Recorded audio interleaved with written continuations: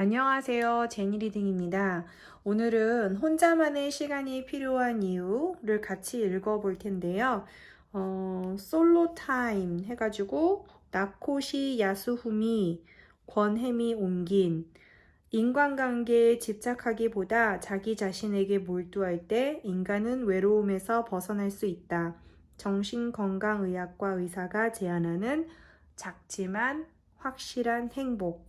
예, 책이 있는 풍경 출판사입니다. 저는 그냥 제목만 보고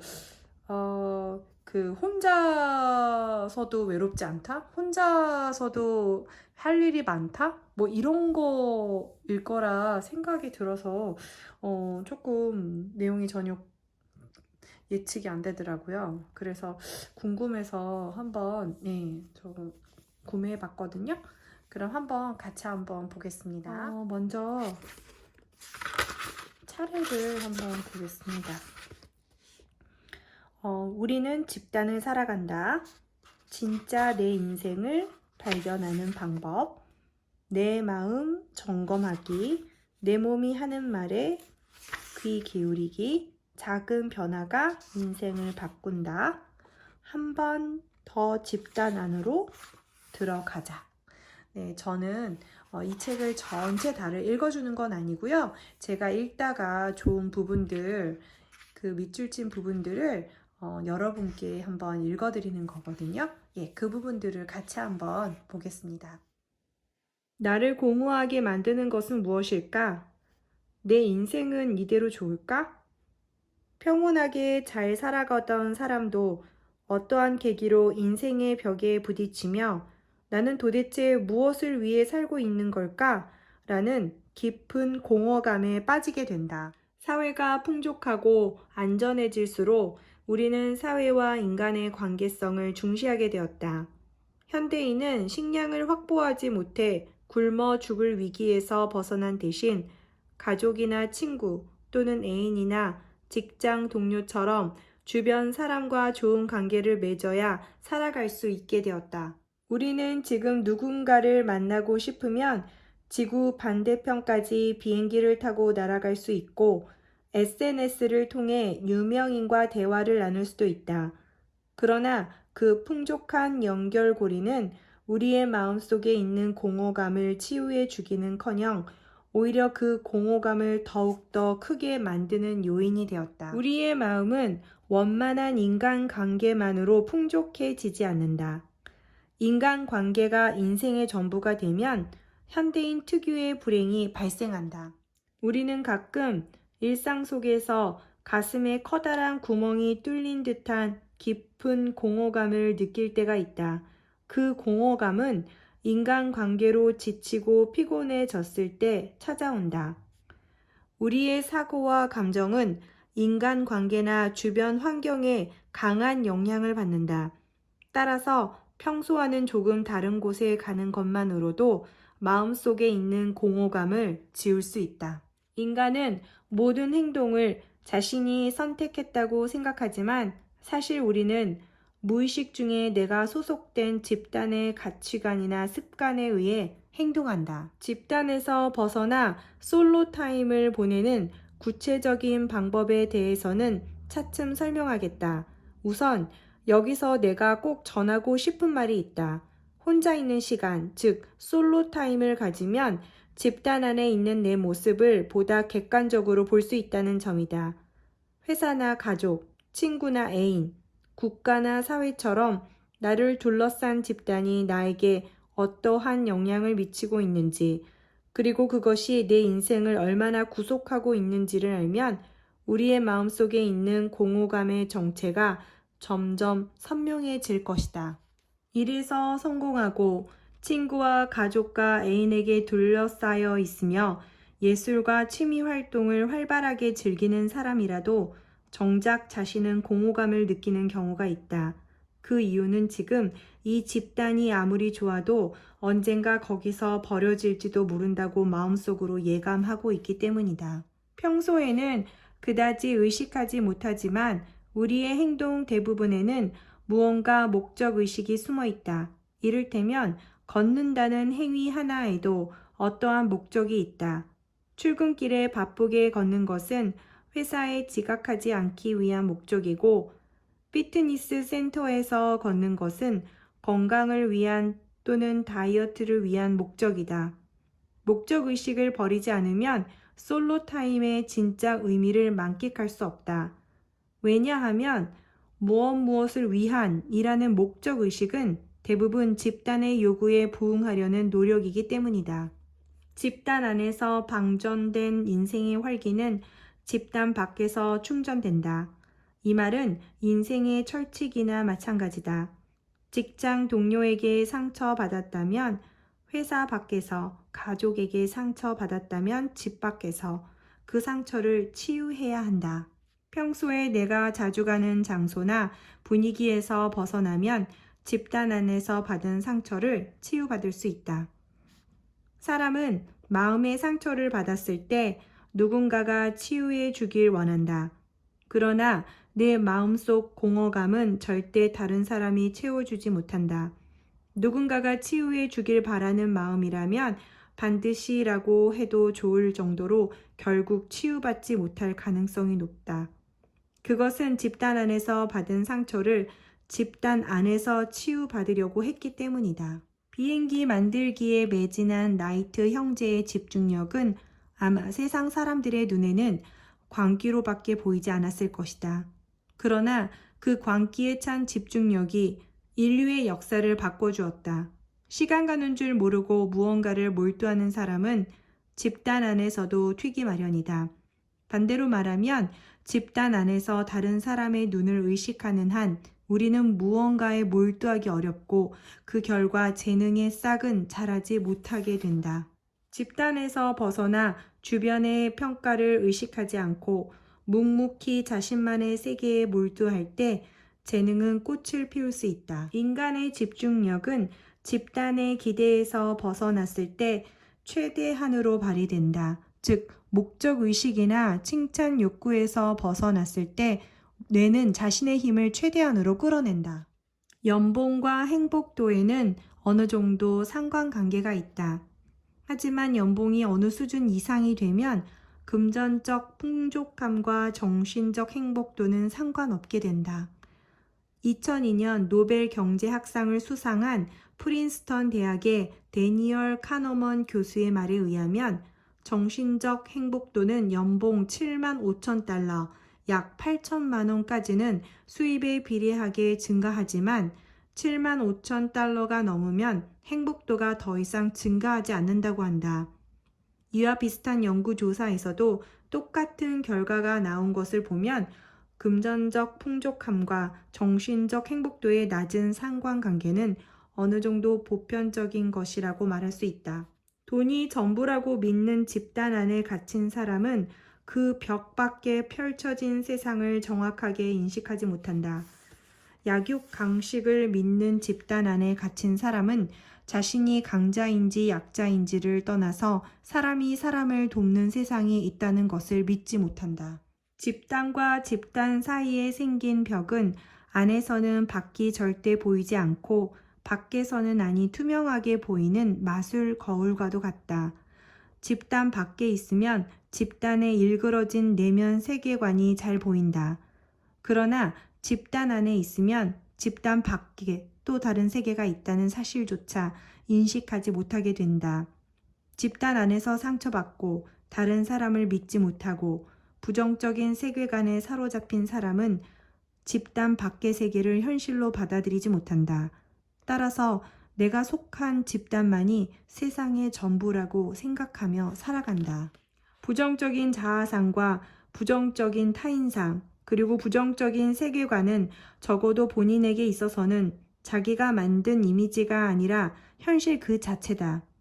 그렇기 때문에 블랙 컴퍼니에 다니는 사람은 회사를 그만둘 생각을 하지 못하고 가정폭력에 시달리는 아내는 남편에게서 도망칠 생각을 하지 못하는 것이다.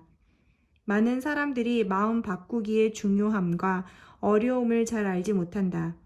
부정적인 자아상을 가진 사람은 긍정적인 나를 상상하지 못하고 세상에는 따뜻한 면도 있다는 사실 또한 상상하기 어렵다. 집단에서 벗어나는 가장 쉬운 방법은 여행을 떠나는 것이다.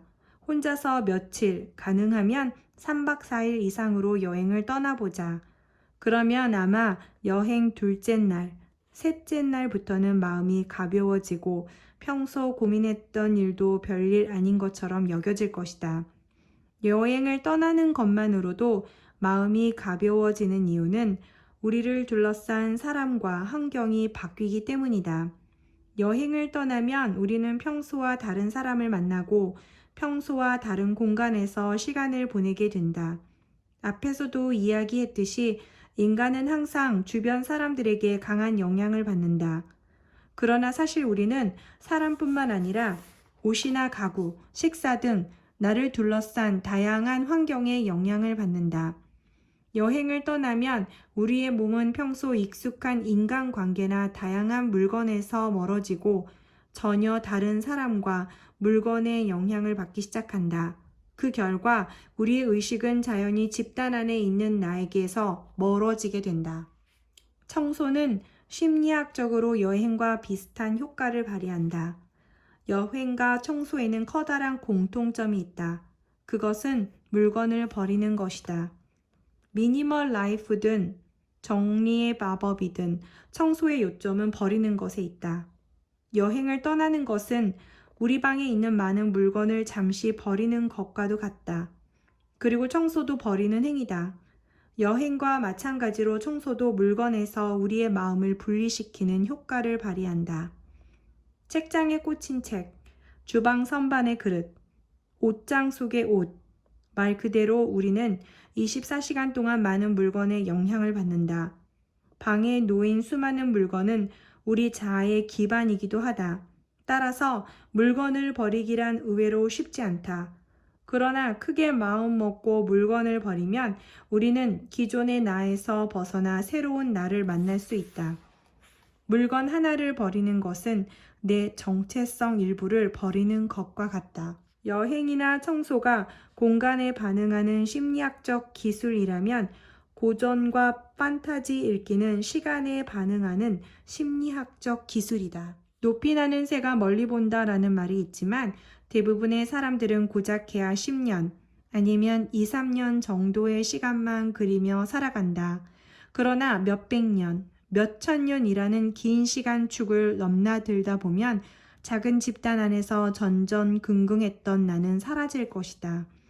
긴 시간의 축은 집단에서 벗어나 내 삶의 방향성을 잃지 않도록 도와주는 나침판과도 같다. 사람은 극도로 긴장하고 피곤하면 판단력이 흐려진다. 지갑을 떨어뜨리거나 약속을 깜빡하는 등 평소에 절대 하지 않는 실수를 한다면 그것은 무언가의 압박을 받고 있다는 증거다. 많은 사람들이 알고 있듯이 중요한 결단은 편안한 마음으로 내리는 것이 좋다. 그러나 사실 여기에는 약간의 딜레마가 있다. 중요한 결단을 내려야 할 때일수록 사람은 마음이 복잡해지기 때문이다. 사실 이 딜레마를 푸는 정답은 단순 명쾌하다. 잠시나마 집단에서 나와 마음을 안정시키는 것이다. 인생이 뒤바뀔 정도로 중요한 결정이 눈앞에 있을 때는 반드시 집단에서 벗어나 솔로 타임을 가져야 한다. 심리학적으로 보면 다른 사람의 행동을 바꾸는 것은 아무런 효과가 없다. 다른 사람의 행동을 바꾸기보다는 내 행동을 바꿔야 일이 효과적으로 개선된다. 내 문제에 집중한다는 것은 나에게만 관심을 갖는 이기적인 행동이 아니다. 그것은 다른 사람의 시선을 의식하고 내 마음대로 상대방을 지배하려고 하는 초조함에서 벗어나는 행동이다. 대화 도중에 울컥 화가 치밀 때는 화가 난 사실을 인지하고 재빨리 냉정함을 찾아야 한다. 일상 속에서 작은 분노를 버리는 방법은 다양하게 존재하지만 그 중에서도 가장 쉬운 방법 하나를 소개하겠다. 그 방법은 매우 간단하다. 마음속에 분노가 생겼을 때 천천히 나는 화나 있다 라고 3번 외치는 것이다. 매우 단순한 방법이지만 실제로 해보면 누구나 효과를 실감할 수 있다. 이 방법을 꼭 한번 실천해 보길 바란다. 분노나 어두운 감정에 사로잡혔을 때 나는 화나 있다. 나는 화나 있다. 나는 화나 있다. 하고 3번 외쳐보자. 이렇게 외치는 것만으로도 매우 빠르게 분노의 감정이 사라진다.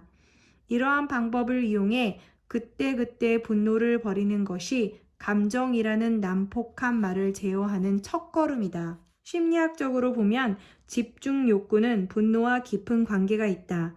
갓난아이는 얼굴이 새빨개질 정도로 울면서 부모나 주변 어른들의 관심을 모은다.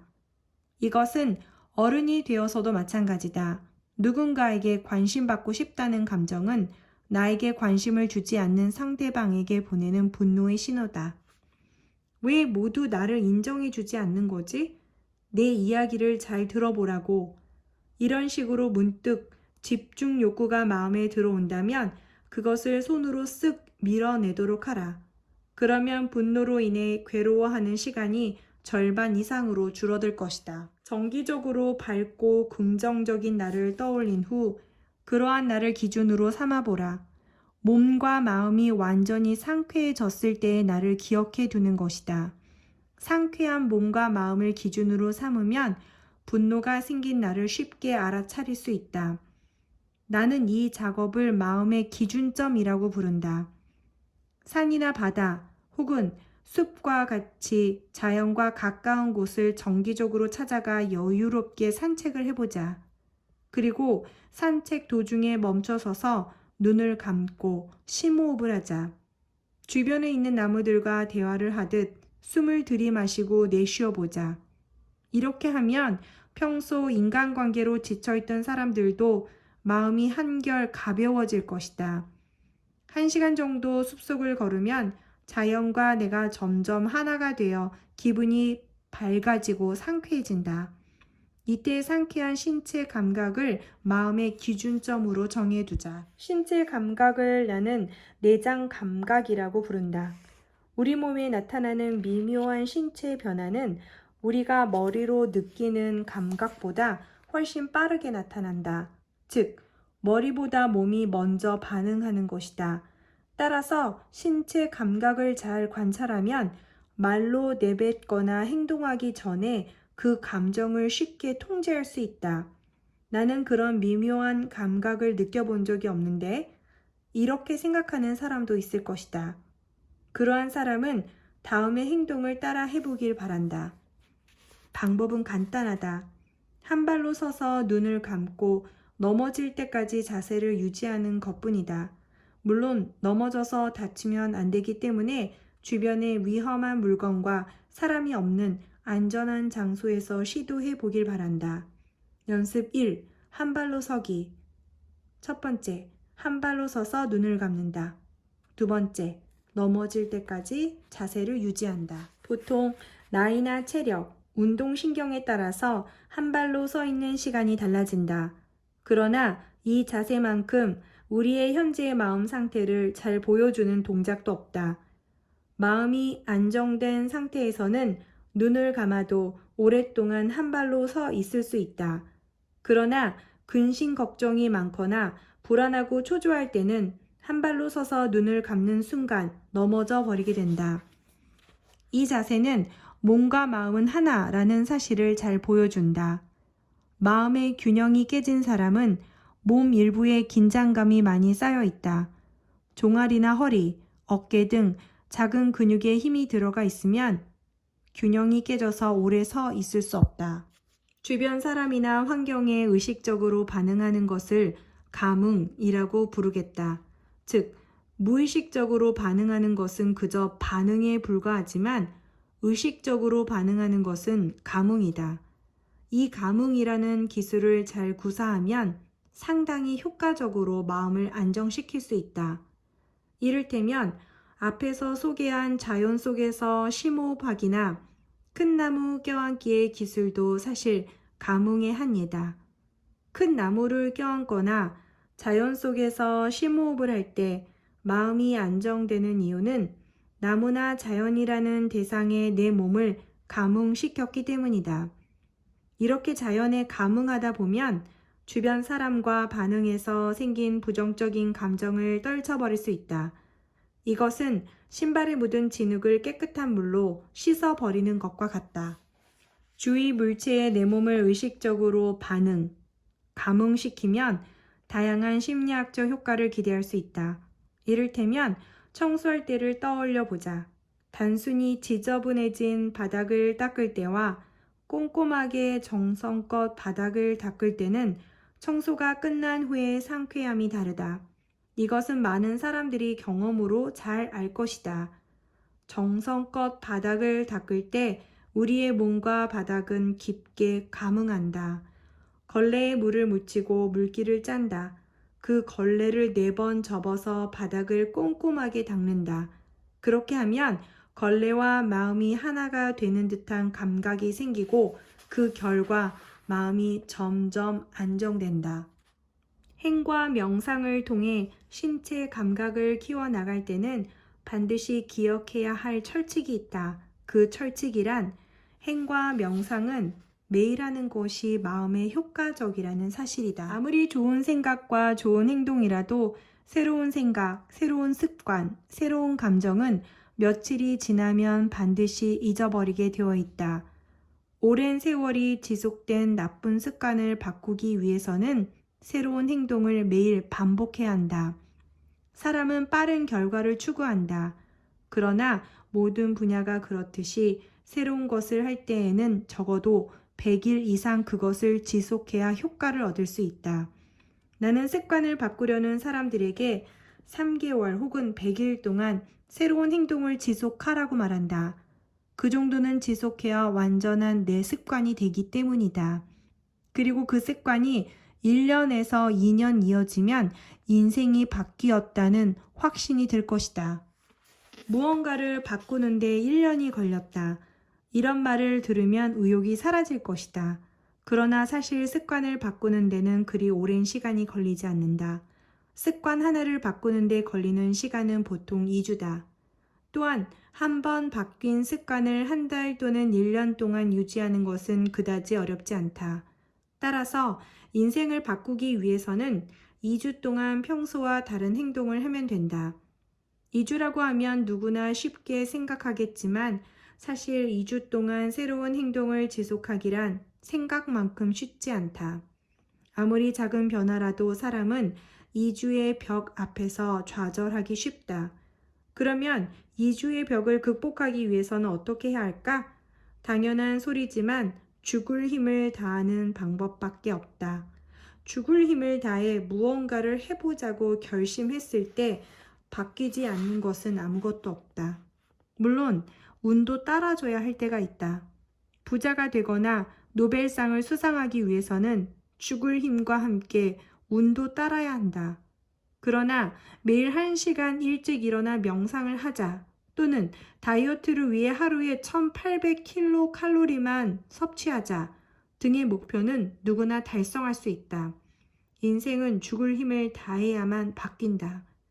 사람들은 모두 자신의 인생을 바꾸고 싶어 하지만 대부분 죽을 힘을 다해 노력하지는 않는다. 가슴에 손을 얹고 생각해 보면 누구나 자신을 반성하게 될 것이다. 습관을 바꾸기 위해서는 아침 시간, 즉 오전에 승부를 보는 것이 좋다. 왜냐하면 아침 시간대를 어떻게 보내는가에 따라 그날 하루의 마음가짐이 달라지기 때문이다.